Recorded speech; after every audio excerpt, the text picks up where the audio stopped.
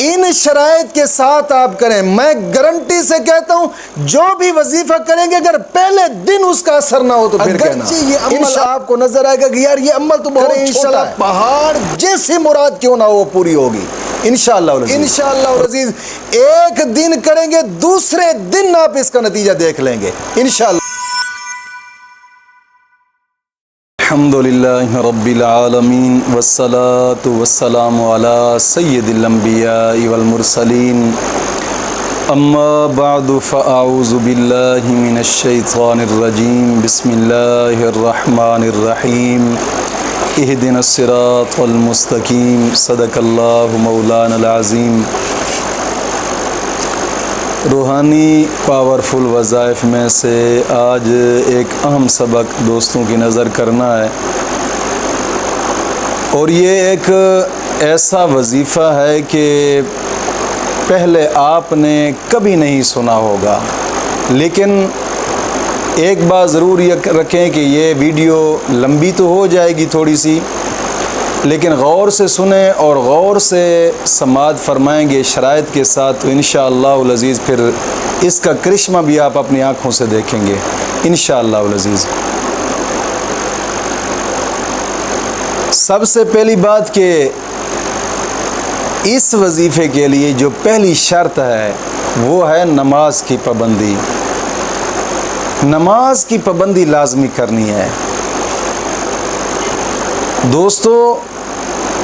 نماز بے حیائی، برائی، بدماشی، غنڈہ گردی، نشہ کی عادت، قتل و غارت کا علاج نماز ہے، یاد رکھیے گا. اور ایسے بھی لوگ دیکھے کہ جو اپنی زندگی میں ایک ایسا کام برا کر رہے تھے کہ جب وہ سیدھے راستے پہ آئے اور رب کی بارگاہ میں جھکنے کی کوشش کی، مولا کریم نے ایسی کرم نوازی فرما دی کہ کمال انسان بن گئے. اللہ رب العزت کا قرآن کریم بھی فرماتا ہے اقیم الصلاۃ ان الصلاۃ تنہی عن الفحشاء والمنکر، یعنی اے بندے تو نماز کو قائم کر، آداب اور شرائط کا لحاظ رکھتے ہوئے اخلاص کے ساتھ نماز پڑھ. کیوں؟ نماز بے حیائی اور برائی کے کاموں سے روکتی ہے. یاد رکھیے گا نماز غلطیوں، خطاؤں، گناہوں کو دھو دیتی ہے اور بندے کو پاک صاف کر دیتی ہے. یہ حدیث پاک میں ہے، آقا کریم صلی اللہ تعالی علیہ وسلم کا فرمان مبارک ہے، مشکوٰۃ شریف صفحہ نمبر 57 پر حضور نے اپنے پیارے صحابہ سے فرمایا کہ میرے پیارے صحابہ مجھے بتاؤ کہ اگر کسی کے گھر کے سامنے نہر ہے اور وہ شخص اس نہر میں روزانہ 5 بار نہاتا ہے، کیا اس کے جسم پر میل رہ جائے گی؟ صحابہ کرام عرض کرنے لگے یا رسول اللہ فداک امی و ابی، اس کے جسم پر میل کہاں رہے گی، وہ تو پاک صاف ہو جائے گا میل سے. حضور نے فرمایا کہ یہی مثال ہے اس شخص کی جو 5 مرتبہ نماز پڑھتا ہے دن میں، اور جو 5 مرتبہ دن میں نماز پڑھتا ہے مولا کریم نماز کی برکت سے اس کے گناہوں کی میل کو بھی دھو دیتا ہے. اور ایک روایت میں آتا ہے ایک دن حضرت عیسیٰ علیہ السلام دریا کے کنارے جا رہے تھے. آپ نے ایک جگہ دیکھا کہ ایک سفید رنگ کا جانور ہے، اور وہ جانور کیا کرتا ہے، ایک سائڈ پہ کیچڑ پڑی ہے، اس کیچڑ میں جا کر غوطہ لگاتا ہے، دل میں لت پت ہو جاتا ہے، پھر وہ آ کر گہرا پانی ہے اس میں جناب علی غوطہ لگا دیتا ہے، بالکل صاف ہو جاتا ہے. پھر وہ اس کیچڑ کی طرف چلا جاتا ہے، اس میں غوطہ لگاتا ہے، کیچڑ میں لت پت ہو جاتا ہے، پھر وہ پاک سارے پانی میں آ کر جناب علی وہ غوطہ لگاتا ہے تو بالکل صاف ہو جاتا ہے. آپ تعجب کی نظر سے اسے دیکھنے لگے، حیران ہو گئے کہ یہ عجیب جانور ہے، ادھر سے پاک صاف ہوتا ہے، پھر وہ کیچڑ میں جا کر لت پت ہو جاتا ہے، پھر آ کر صاف پانی میں جناب علی غوطہ لگاتا ہے، صاف ہو جاتا ہے، پھر وہ کیچڑ کی طرف چلا جاتا ہے. تعجب ہوا، آپ تعجب کی نظر سے اس جانور کو دیکھ ہی رہے تھے کہ اللہ رب العزت نے جبریل کو بھیجا کہ جبریل جا میرے اس پیارے پیغمبر سے کہے کہ اے پیغمبر تو تعجب سے کیوں دیکھتا ہے، یہ مثال ہے اس نبی کے امتیوں کی کہ اس نبی کی امت کی شان اور عظمت یہ ہوگی کہ وہ یہ گناہوں کے کیچڑ میں لت پت ہوں گے، لیکن جب نماز پڑھیں گے مولا کریم نماز کی برکت سے ان کو پاک صاف کر دے گا۔ یہ ایک مثال آپ کو سمجھائی ہے کہ دریا کا صاف پانی اور یہ کیچڑ، یعنی وہ گناہوں میں لت پت ہوں گے، پھر اذان ہوگی اور جب وہ مسجد میں جائیں گے نماز پڑھیں گے وہ بالکل صاف ہو جائیں گے۔ پھر اسی طرح ہوگا، پھر دوسری نماز کا ٹائم ہوگا، وہ مسجد میں جائیں گے نماز پڑھیں گے بالکل گناہوں سے پاک صاف ہو جائیں گے۔ پھر اگر ایسا ہوگا پھر اور نماز کا وقت ہوگا، وہ نماز پڑھیں گے اور پاک صاف ہو جائیں گے گناہوں سے۔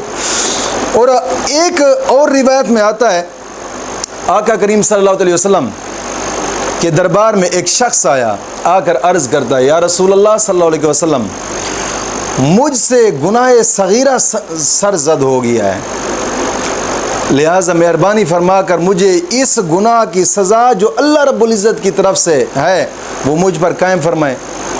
یہ بات سنی تو آقا کریم صلی اللہ علیہ وسلم نے خاموشی اختیار فرمائی، پھر نماز قائم ہوئی۔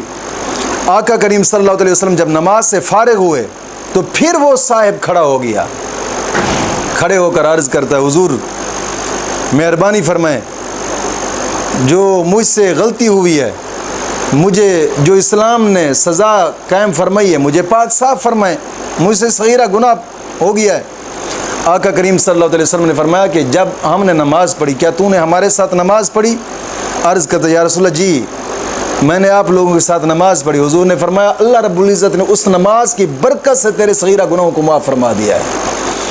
اللہ رب العزت کا قرآن فرماتا ہے سورۃ ہود کے اندر اقیم الصلاۃ طرفی النہار زلفا من اللیل ان الحسنات یذہبن السیئات، کہ اے بندے تو نماز کو دن رات میں قائم رکھ کہ نیکیاں برائیوں کو لے جاتی ہیں۔ اور جب اس نے یہ حکم سنا تو عرض کیا یا رسول اللہ صلی اللہ علیہ وسلم کیا یہ حکم صرف میرے لیے تھا؟ آقا کریم نے فرمایا نہیں پیارے، یہ میری ساری امت کے لیے یہ حکم ہے۔ اگر گناہ سرزد ہو گیا، صدق کے دل سے رب کی بارگاہ میں جھک گیا، مولا کریم ان کے اس صغیرہ گناہوں کو معاف فرما دیتا ہے۔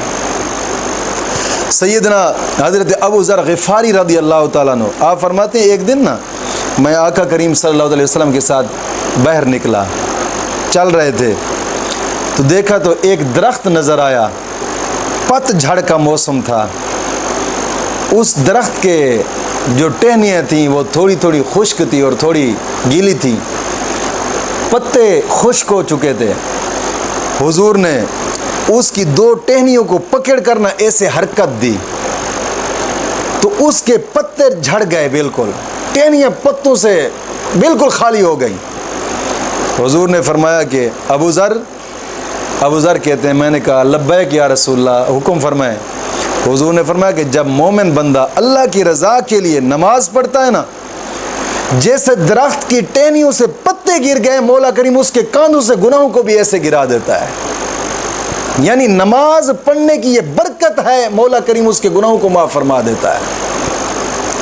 اور مشکات شریف کے اندر صفحہ نمبر 57 پر ایک حدیث مبارکہ ہے، آقا کریم صلی اللہ علیہ وسلم نے فرمایا کہ ایک نمازی کا ذکر کرتے حضور نے ارشاد فرمایا جو بندہ نماز کو پابندی سے پڑھے یہ نماز اس کے لیے قیامت کے دن نور ہوگی، اور اس کے لیے یہ نماز بخشش کی سند بن جائے گی قیامت کے دن۔ دوستو نماز دین اسلام کا ایک اہم رکن ہے۔ نماز بہت بڑے بڑے فائدے انسان کو عطا فرماتی ہے۔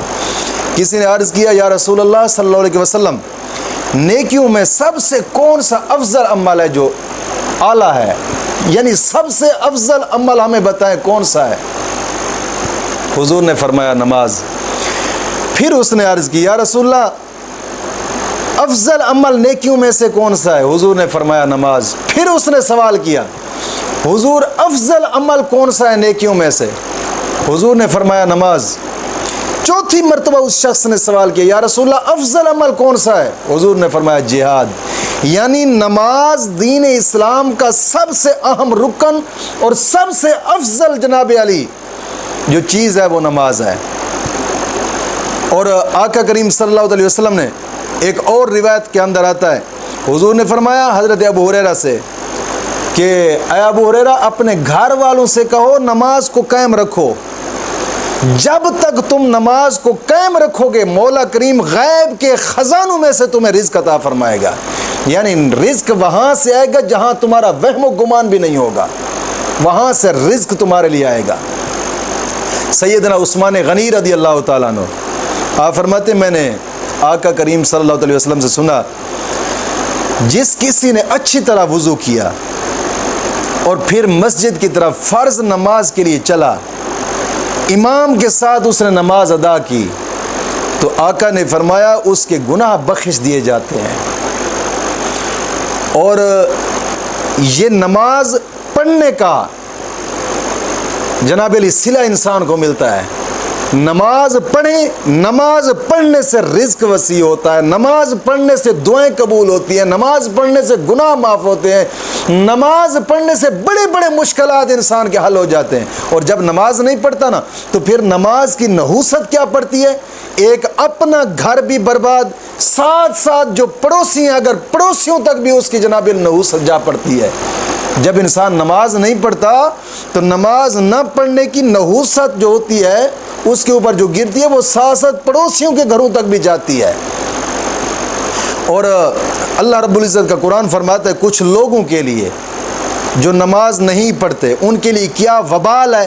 اللہ فرماتا ہے فخلف من بعدهم خلف اضاعوا الصلاة واتبعوا الشهوات فسوف يلقون غیا، سورۃ مریم آیت نمبر 59۔ اللہ فرماتا ہے نیک لوگوں کے بعد برے لوگ آئیں گے اور وہ نمازوں کو ضائع کریں گے اور خواہشات کی پیروی کرتے ہیں، ایسے لوگوں کا انجام کیا ہوگا؟ اللہ فرماتا ہے ایسے لوگ ضرور وادی غش میں ڈالے جائیں گے، اور پھر ان کے ساتھ اللہ فرماتا ہے الا من تاب وآمن وعمل صالحا فاولئک يدخلون الجنة ولا يظلمون شیئا، سورۃ مریم آیت نمبر 60۔ اللہ فرماتا ہے جو توبہ کر لے، ایمان لے آئے اور نیک عمل کرے، ایسے لوگ جنت میں جائیں گے اور ان پر کچھ ظلم نہیں ہوگا۔ نماز نہیں پڑھتے، گناہوں سے توبہ کر لیں، گناہوں سے توبہ کرنے کے بعد پھر نماز کو قائم رکھیں، مولا کریم تمہارے پچھلے گناہوں کو معاف فرما دے گا۔ اور یہ نہیں ہے کہ جو شخص کہے کہ بس یار آخرت آئے گی تو دیکھا جائے گا، نماز نہیں پڑھتے چھوڑو یار، نماز میں کون سا جناب علی بخشش ہے، نماز سے کون سی جنت مل جائے گی؟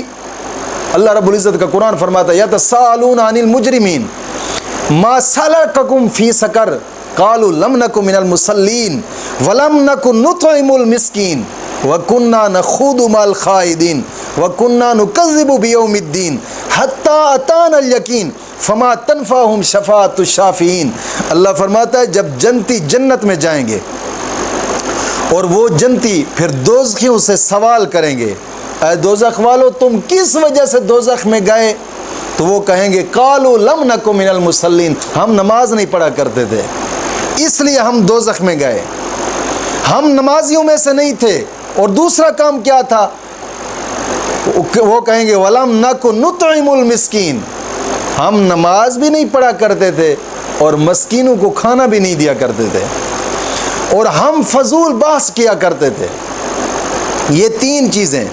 اور چوتھی چیز کیا کہتے ہیں کہ قیامت کے دن کو جھٹلاتے تھے اور اسی حال میں ہمیں موت آ گئی۔ یہ چار چیزیں ہم میں پائی گئی، نہ نماز پڑھنا، نہ مسکینوں کو کھانا کھلانا یعنی صدقہ خیرات نہ نکالنا، اور فضول بحث میں رہنا، قیامت کے دن کو جھٹلانا۔ یہ جھٹلانے والی بات ہوتی ہے کہ انسان کو قیامت کا دن بھی یاد نہ ہو، دنیا کی غور و فکر میں لگا رہنا، میرا فلاں مسئلہ حل ہو جائے، میرا فلاں مسئلہ حل ہو جائے، میرا فلاں مسئلہ حل ہو جائے۔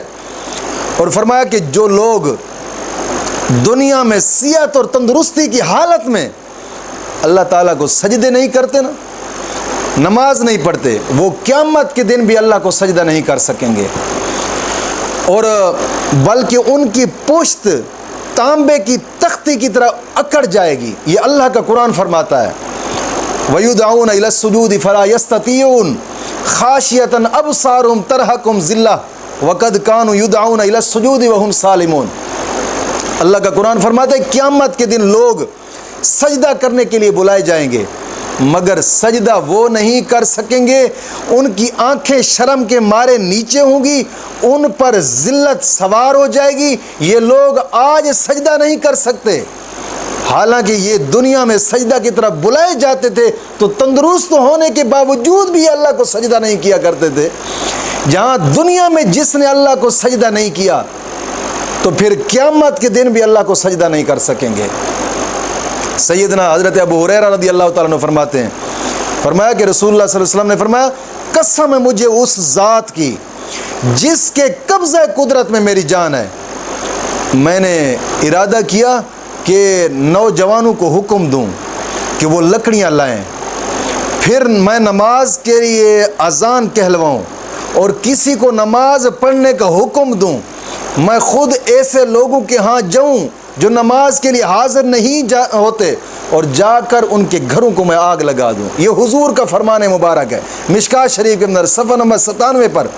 اور پھر فرمایا آقا کریم صلی اللہ علیہ وسلم نے، حضور نے فرمایا میں اس لیے یہ نہیں کرتا، یعنی میں اس لیے ان کے گھروں کو آگ نہیں لگاتا کہ ان گھروں میں عورتیں اور بچے رہتے ہیں، میں اس لیے۔ اور دوسری روایت میں آتا ہے لولا ما فی البیوت من النساء والذریۃ اقمت صلاۃ العشاء وامرت فتیان یحرقون ما فی البیوت بالنار۔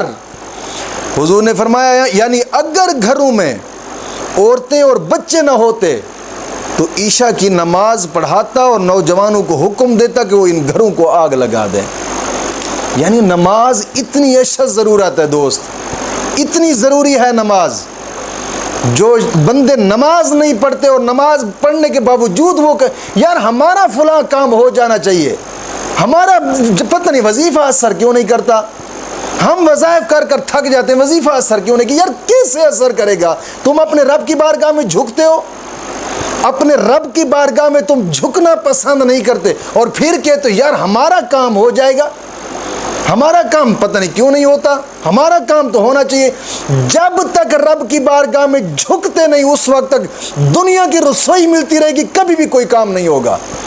اگر تم چاہتے ہو کہ تمہارا کام ہو جائے پھر سب سے پہلے یہ کام کرو، پھر اس کے بعد تم جو وظیفہ کرو گے، جو بھی وظیفہ کرتے جاؤ گے انشاءاللہ ٹھک ٹھک اثر کرتا جائے گا انشاءاللہ العزیز۔ اور میں گارنٹی سے کہتا ہوں نماز کی پابندی کریں، ہر نماز کے بعد 11 مرتبہ کلمہ طیبہ اور 11 مرتبہ درود پاک پڑھیں، اور پھر اس کے بعد جناب علی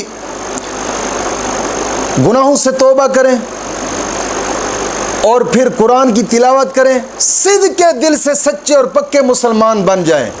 ان شرائط کے ساتھ آپ کریں، میں گارنٹی سے کہتا ہوں جو بھی وظیفہ کریں گے اگر پہلے دن اس کا اثر نہ ہو تو پھر کہنا انشاءاللہ العزیز ایسے وظیفہ اثر نہیں کرے گا یار۔ جب تم رب کی بارگاہ کے قریب بھی نہیں آؤ گے پھر کہو کہ یار وظیفہ اثر نہیں کرتا، ایسے وظیفہ اثر نہیں کرے گا۔ اور جو وظیفہ آج میں بتانے لگا ہوں یہ وظیفہ کرنا یہ ہے، اگرچہ یہ عمل آپ کو نظر آئے گا کہ یار یہ عمل تو بہت چھوٹا ہے، یہ عمل تو بظاہر بہت چھوٹا ہے یار، لیکن یہ چھوٹا سا عمل ہے، آپ کریں انشاءاللہ پہاڑ جیسی مراد کیوں نہ ہو وہ پوری ہوگی انشاءاللہ العزیز۔ اور وہ وظیفہ یہ ہے ہر نماز کے بعد صرف 11 مرتبہ درود تنجینا پڑھیں اپنی مقصد کو سامنے رکھ کر، صرف 11 مرتبہ انشاءاللہ العزیز ایک دن کریں گے دوسرے دن آپ اس کا نتیجہ دیکھ لیں گے انشاءاللہ العزیز۔ مولا کریم دین متین کی سمجھ عطا فرمائے۔